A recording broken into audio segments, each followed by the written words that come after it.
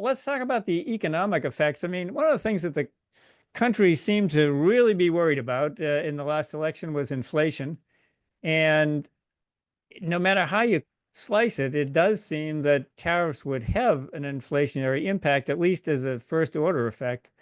How the Fed might react to that is currently something that's sort of in the news right now. But so, your estimates show that these tariffs would actually shrink the economy over time. And what are the effects? I mean, I think about slower economic growth and Yeah, inflation.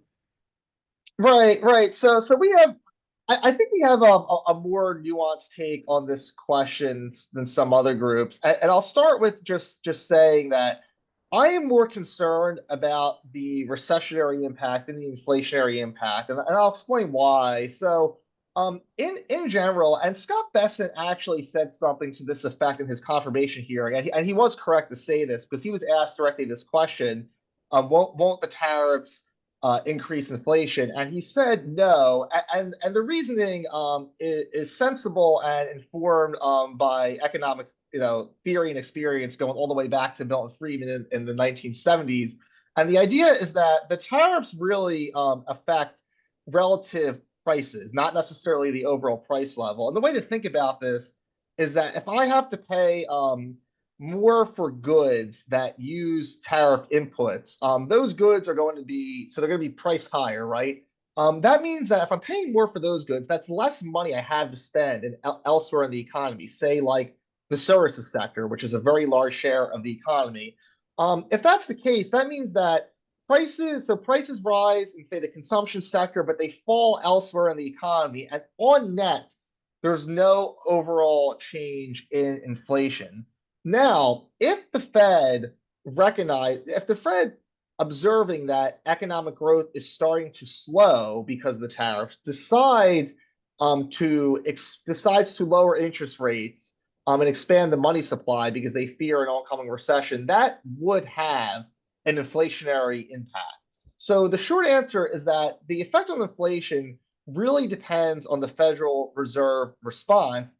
And I think right now what we're actually seeing is I think more concerns about the potential for slower growth. And in general, slower growth, a reduction in economic growth tends to depress prices because of lower demand, right? So I think that is what we should be more concerned about. And I think right now it is unclear how the Fed intends to respond to this. I mean, the president is certainly pressuring Chairman Jerome Powell to lower interest rates, and I think the Fed is also it's been a little unclear how they would accommodate the shock because they do have this dual mandate, and if the unemployment rises to a certain level that they're uncomfortable with, they will likely they will likely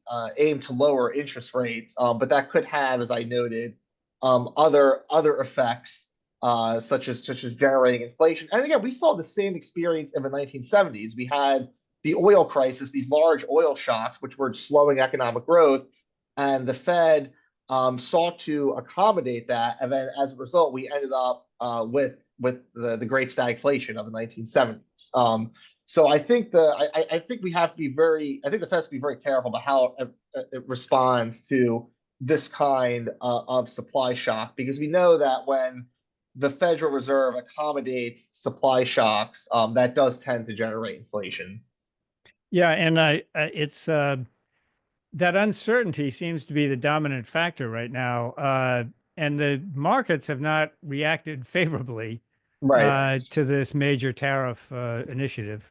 That's right. And I should say, I mean, our economic estimates, I mentioned 0.8% of GDP. I mean, this is actually an undercount of what we think the true harm from the tariffs could be, because we're actually not accounting for these broader market impacts. And if if there is a significant increase in interest rates because the bond markets continue to get spooked, that's going to impose substantial costs, in the U.S. Treasury because it's already, I mean, servicing our current debt has already become prohibitively expensive.